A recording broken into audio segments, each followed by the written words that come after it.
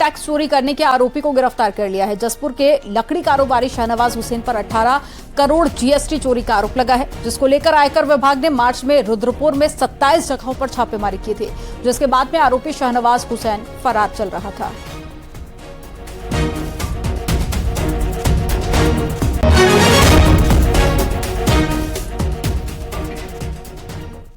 मुख्यमंत्री पुष्कर सिंह धामी नैनीताल के दौरे पर हैं और यहां पर पहुंचकर उन्होंने अधिकारियों की मीटिंग ली।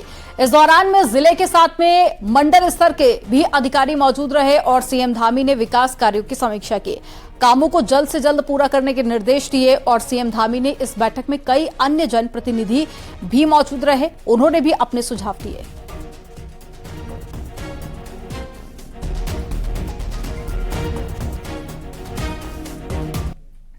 नैनीताल में CM Pushkar Singh Dhami web series Kafal के मुहूर्त पर पहुंचे और ये वेब सीरीज आरुषि निशंक द्वारा बनाई जा रही है, जिसमें मिर्जापुर फेम दिव्यांशु शर्मा और विनय पाठक जैसे एक्टर शामिल हैं। इस दौरान में सीएम धामी ने कहा कि उत्तराखंड आज पूरे देश में फिल्मों के लिए जाना जा रहा है। जल्द ही फिल्म नीति लेकर सरकार आ रही है, जिससे कि राज्य में रोजगार के अवसर भी खुलेंगे।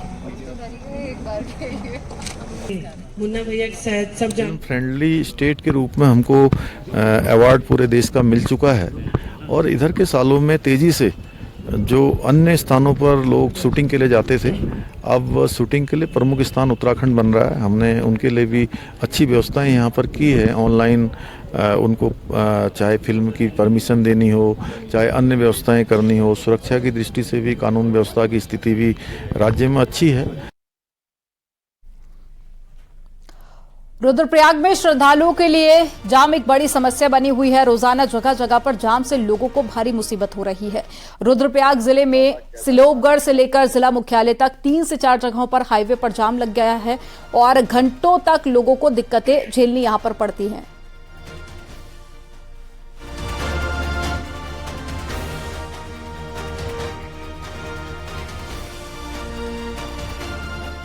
दिल्ली की तर्ज पर राजधानी देहरादून में ट्रैफिक कंट्रोल के लिए ऑड इवन व्यवस्था लागू करने पर अभी विचार चल रहा है, लेकिन इससे पहले ही सियासत शुरू हो गई है। जनता के मुद्दे पर बीजेपी और आम आदमी पार्टी आमने सामने आ गए हैं। एक रिपोर्ट आपको दिखाते हैं।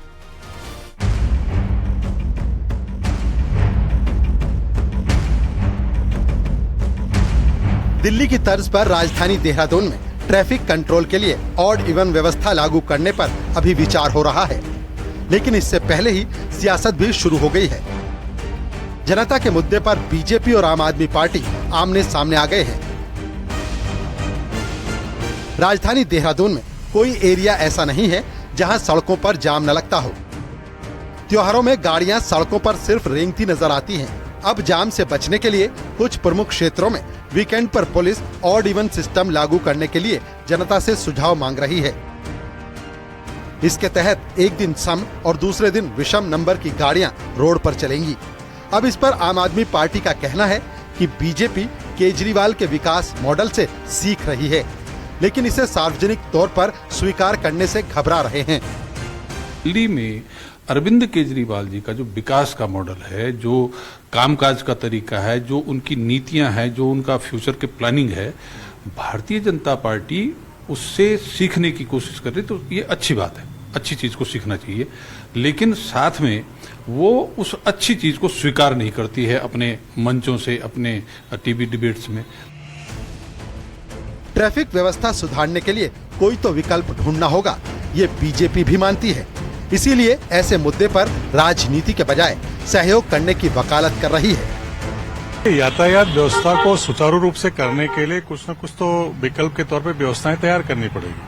तो ये अच्छा है, कदम है, सभी लोगों को इसमें कोऑपरेट करना चाहिए। अब कोई पार्टी ये कहकर खुश होती है ये उनके द्वारा अपनाया गया है, उन्होंने भी कहीं न कहीं से तो इसको जो है अपनाया होगा। हालांकि ट्रैफिक से पहले दिल्ली की तर्ज पर एजुकेशन सिस्टम के लिए शिक्षा विभाग के अफसर दिल्ली के स्कूलों का दौरा कर चुके हैं। अब देखना होगा कि ऑड इवन व्यवस्था देहरादून को जाम से निजात दिलाने के लिए कितना कारगर साबित होती है। देहरादून से न्यूज़ 18 के लिए सुनील नवप्रभात की रिपोर्ट।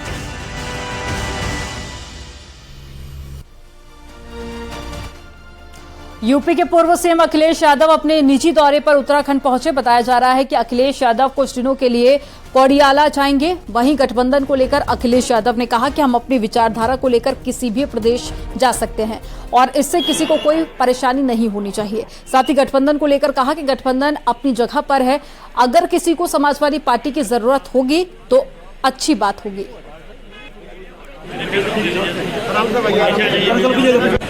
मान लिया उत्तराखंड में बनाने लगे पार्टी, तो हम किसी को नाराज कर रहे हैं क्या? हम अपनी विचारधारा को लेके जा रहे हैं। इसलिए गठबंधन अपनी जगह है, गठबंधन की बातें अलग जगह होंगी। गठबंधन में अगर जरूरत है समाजवादियों की तो जरूर अच्छी बातें होंगी। बीजेपी कांग्रेस को हर सीट पर काउंटर करने का प्लान करती है, भले वो कांग्रेस का गढ़ ही क्यों ना हो। लेकिन इसी मोर्चे पर कांग्रेस में कोई प्लान नहीं दिखता। उल्टा कांग्रेस के विधायक बीजेपी की तारीफ करते हैं। ऐसे में ये हालत भविष्य में खास तौर पर उत्तराखंड में भारी ना पड़े, ये भी एक बड़ा सवाल है। एक रिपोर्ट आपको दिखाते हैं।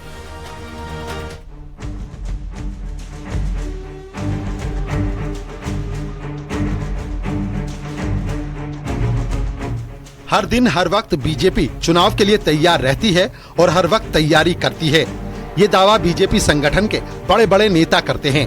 इसी प्लान पर आगे काम करते हुए बीजेपी 5 राज्यों में चुनाव लड़ रही है और लोकसभा चुनाव की तैयारी भी कर रही है। नए प्लान के मुताबिक बीजेपी कमजोर सीटों पर फोकस कर रही है, खास तौर पर वो सीटें जहां कांग्रेस के विधायक हैं। कांग्रेस विधायकों वाली ऐसी ही सीटों पर बीजेपी उत्तराखंड में भी काम कर रही है, ताकि इसका फायदा पहले लोकसभा और फिर विधानसभा चुनाव में मिले। उत्तराखंड में लगातार 2 बार से 5 सांसद बीजेपी के हैं, लेकिन पार्टी की कोशिश जीत का अंतर बड़ा करने की है। साल 2019 में हर बीजेपी सांसद की जीत का अंतर 2 लाख वोट से ज्यादा रहा था।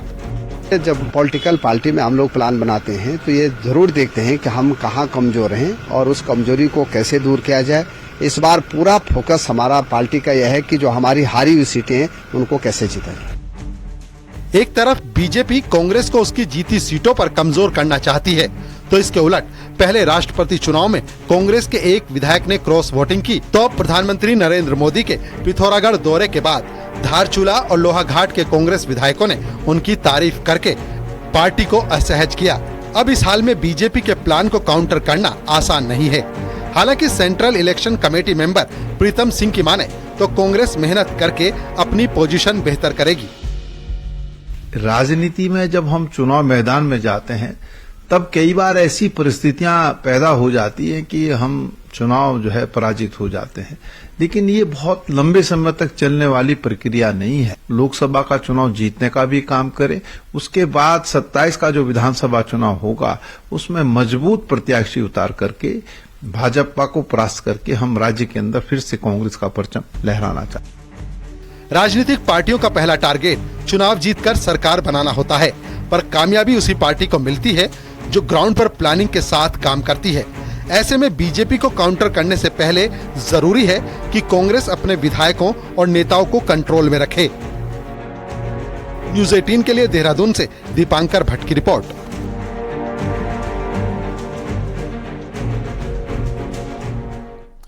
सीएम पुष्कर सिंह धामी ने नवरात्रि की महानवमी में पूजा अर्चना की और साथ ही कन्या पूजन भी किया। सीएम आवास पर मुख्यमंत्री पुष्कर सिंह धामी ने विधि विधान से कन्या पूजन कर मातृशक्ति की आराधना की। मुख्यमंत्री और उनकी पत्नी गीता धामी ने मां दुर्गा के स्वरूपों के प्रति कन्याओं के पांव पखारे, चुनरी ओढ़ाई और साथ ही आरती उतारी और श्रद्धा पूर्वक भोजन कराया। इसके साथ ही दक्षिणा और उपहार देकर उनका आशीर्वाद भी लिया। इसके साथ ही सीएम धामी ने प्रदेशवासियों को दशहरे की बधाई और शुभकामनाएं दी।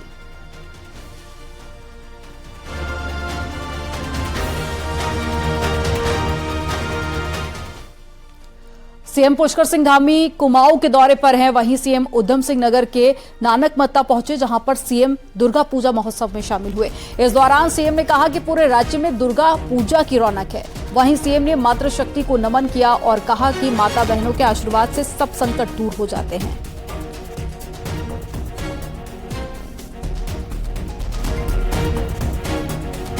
मां दुर्गा का आशीर्वाद हो तो स्थान स्थिति परिस्थिति से आगे बढ़कर पूरा देश बंगालमय हो जाता है। दुर्गा पूजा पर जो एक पर्व है, हम बचपन से देखते आए हैं। इस पर्व पर अनेकों जगह पर कहीं दुर्गा पूजा होती है, कहीं काली पूजा होती है और कहीं पर हर जगह पर देवी की उपासना का एक पर्व पूर्णता के साथ मनाया जाता है। कांग्रेस नेता और चक्राता विधायक प्रीतम सिंह कालसी में आयोजित दशहरे मेले में थिरकते दिखे।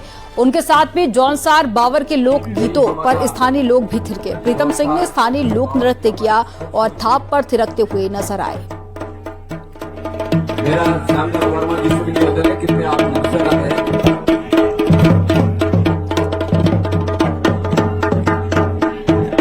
मेरा बंदा उनसे निवेदन है कि आप मारू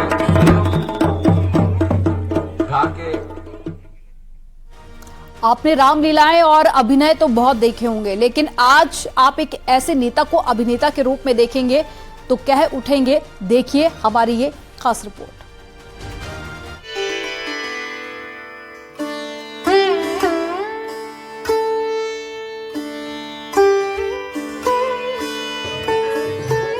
हल्द्वानी की सूचापुर रामलीला के मंच पर बुजुर्ग राजा का किरदार निभाते ये कोई सामान्य अभिनेता नहीं, बल्कि असल जिंदगी के मंचे हुए राजनेता हैं।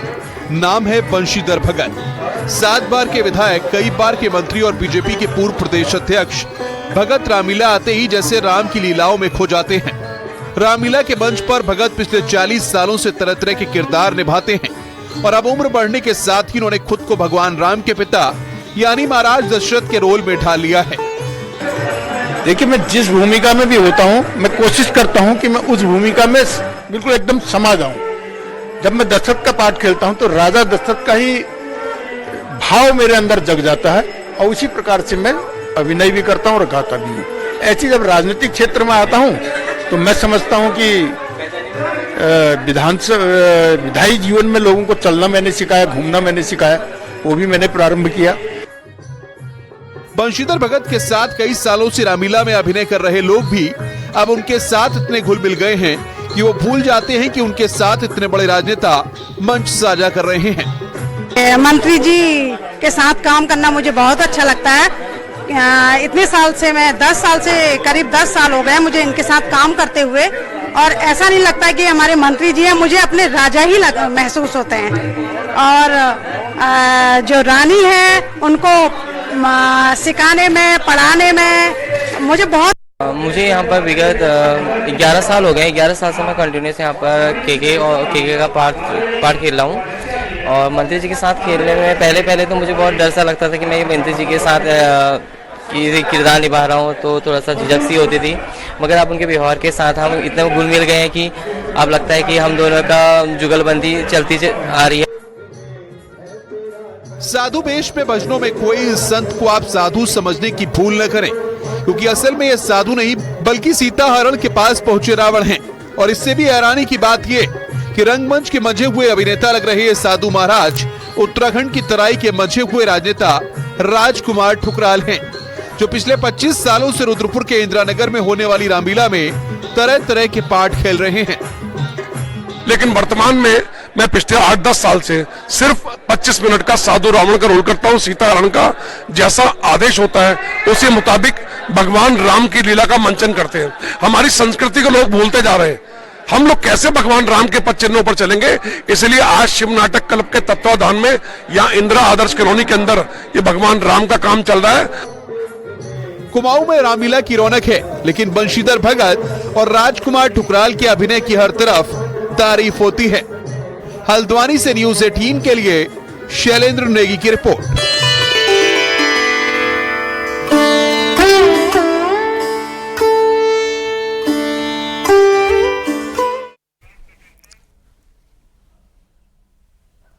खबरों में आगे बढ़ेंगे, लेकिन उससे पहले आपको पहाड़ से जुड़ी हुई 10 बड़ी खबरें दिखाते हैं फटाफट अंदाज में। हरिद्वार के ज्वालापुर कोतवाली पुलिस ने लाखों रुपए की स्मैक के साथ में एक तस्कर को गिरफ्तार किया। आरोपी के कब्जे से पुलिस ने करीब 100 ग्राम स्मैक बरामद की। कोटद्वार नगर निगम ने नगर क्षेत्र के व्यावसायिक भवनों से कमर्शियल टैक्स वसूलने की कवायद शुरू कर दी है और व्यापारियों को टैक्स भरने के नोटिस भेजे हैं। चमोली में बीते दिनों हुई बारिश के कारण हुए नुकसान का अभी तक विभाग आंकलन नहीं कर सका है। वहीं जो प्रस्ताव तैयार किए हैं वो अभी तक लटके पड़े हैं। पौड़ी में इलेक्ट्रॉनिक की दुकान में साल 2004 में हुए ब्लास्ट में एक शख्स की मौत हुई है, जिसके परिजन आज भी न्याय का इंतजार कर रहे हैं। नैनीताल पालिका में गड़बड़ियों को लेकर ईओ और पालिका अध्यक्ष को सस्पेंड कर दिया गया, जिस पर सांसद अजय भट्ट ने कहा कि जो गलती करेगा उसे भुगतना ही पड़ेगा। विजयदशमी के पावन पर्व पर भगवान बद्री विशाल के कपाट बंद होने की तिथि घोषित होगी। बद्रीनाथ धाम के कपाट बंद होते ही उत्तराखंड में स्थित चारों धाम की यात्रा भी संपन्न हो जाएगी। और टाइगर रिजर्व से 2 और टाइगरों को राजाजी पार्क में छोड़ा जाना है। उम्मीद है कि नवंबर और दिसंबर में 2 टाइगरों को ट्रैंक्विलाइज कर राजाजी पार्क भेजा जाए। बागेश्वर में दुर्गा पूजा महोत्सव कमेटी ने मेहंदी और ऐपण प्रतियोगिता का आयोजन किया, जिससे कि आने वाली पीढ़ी को ऐपण कला सीखने में मदद मिलेगी। Air chief marshal RGK Kapoor 30 अक्टूबर को पहुंचेंगे रामनगर। दौरे से पहले वायुसेना के हेलीकॉप्टर ने कई राउंड किया हवाई निरीक्षण। अपने कर्मचारियों को चुस्त दुरुस्त करने के लिए वन विभाग 28 से 30 अक्टूबर तक पहली बार टिहरी में स्पोर्ट्स मीट आयोजित करने जा रहा है।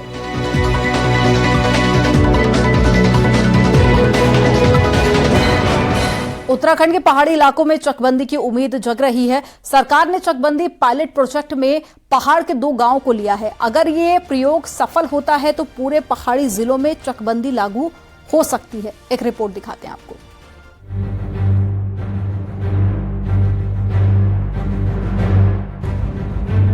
उत्तराखंड में स्थायी राजधानी के बाद अगर कोई मुद्दा सबसे ज्यादा चर्चा में रहा तो वो है चकबंदी।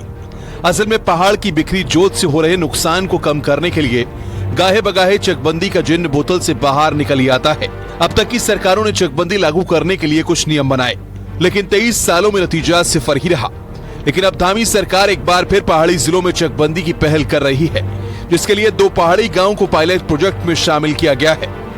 देखिए, अभी हमने ट्रायल के रूप में 2 गांवों पे हम कर रहे हैं, और उसके बाद क्योंकि चकबंदी होने के बाद मैं बड़े दावे के साथ कह सकता हूं कि जो ये पलायन है उसको रोकने में ये चकबंदी बहुत बड़ा काम करेगी। पहले की सरकारों में भी राज्य में स्वैच्छिक चकबंदी को बढ़ावा देने के कई प्रयास किए गए थे, जिसके तहत उत्तरकाशी के वीफ और खरसाली में ग्रामीणों की सहमति से चकबंदी लागू हुई थी।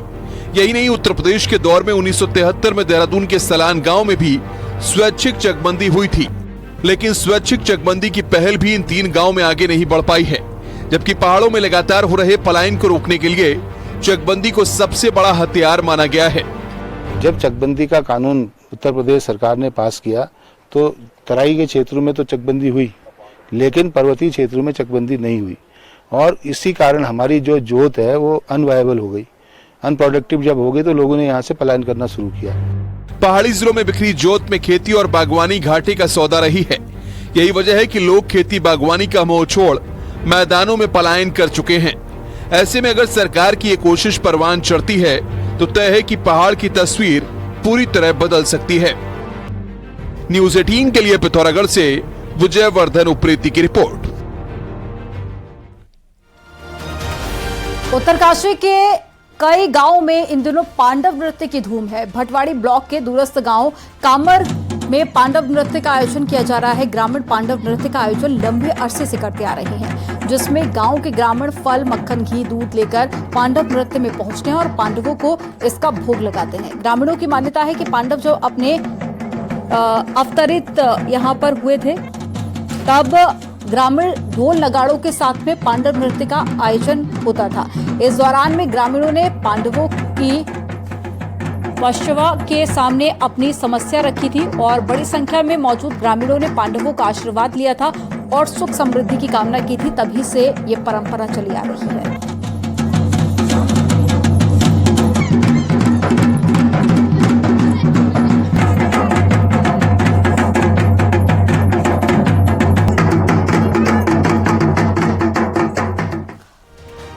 बाबा बागनाथ की नगरी बागेश्वर में दीपोत्सव के साथ में मां सरयू की भव्य आरती की गई, जिसमें बड़ी संख्या में श्रद्धालुओं ने भाग लिया। सरयू किनारे जले दीपों से पूरा नगर रोशनी में जगमगा उठा। इस दौरान लोगों ने जमकर आतिशबाजी भी की। दुर्गा पूजा कमेटी ने सरयू के दोनों तटों पर दीप जलाकर भव्य दीपदान किया।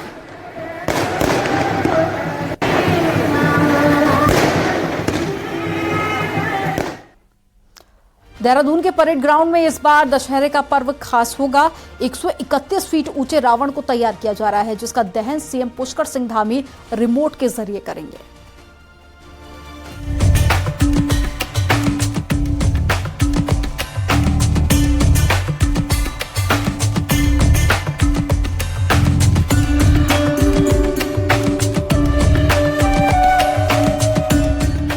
परेड ग्राउंड में इस बार 76वां दशहरा महोत्सव मनाया जाएगा। इसमें 131 फीट ऊंचा रावण आकर्षण का केंद्र होगा, जिसे हरियाणा से आए कलाकार तैयार कर रखे हैं। साथ ही मेघनाथ और कुंभकर्ण के पुतले भी तैयार हो गए हैं।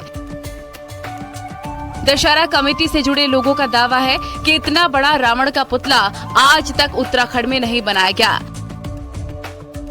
दशहरा की शाम को यादगार बनाने के लिए सोने की लंका भी रंग बिरंगी लाइट से सजाई जा रही है। वहीं पर सीएम पुष्कर सिंह धामी को मुख्य अतिथि के तौर पर कार्यक्रम में बुलाया गया है, जो रिमोट के जरिए बटन दबाकर पुतला दहन करेंगे। इस साल हमने बिल्कुल एक ऐतिहासिक को देखते हुए 131 फीट का जो टॉलेस्ट रावण है यहाँ का भारत का, वो इस बारी हमने तैयार करा है। इस बारी तो लोग इसको बहुत उत्साहित है देखने के लिए, और लोग डेली रात को रोज जितने पब्लिक आ रही है इसको देखने के लिए। बच्चों में बहुत ज्यादा क्रेज बना हुआ है। लंका का हमने इस बारी भव्य रूप दिया है इसको। इसमें जो विशेष चीज है इस बारी, इसमें एक रिमोट कंट्रोल के जो है हमने आतिशबाजी लगाई है, जो सीएम साहब द्वारा उसको फोड़ा जाएगा उसको सबको। वहीं स्थानीय लोग भी रावण दहन को लेकर उत्सुक हैं। बीच परेड ग्राउंड में खड़े रावण के पुतले को देखने के लिए लोग अपने बच्चों के साथ पहुंचे नजर आए। हम बहुत एंजॉय कर रहे हैं, बहुत मजा आएगा। हम परसों भी देखने आएंगे इसको जलते हुए देखने। अभी क्या हमने तो देखा, क्या बोलते हैं, रावण को जलाते समय कि क्या बोलते हैं, राम जी की सच्चाई से जीत हुई थी। दशहरा में होने वाले रावण दहन को लेकर तैयारियां पूरी कर ली गई हैं। जगह जगह पर कार्यक्रम होंगे। इसमें प्रेमनगर ग्राउंड, जोगीवाला, रायपुर में भी दशहरा पर्व पर रावण दहन होगा। इस बार कोशिश यही है कि भव्य स्वरूप में बुराई पर अच्छाई की जीत का पर्व मनाया जाए। न्यूज़ 18 के लिए देहरादून से भारती सकलानी की रिपोर्ट।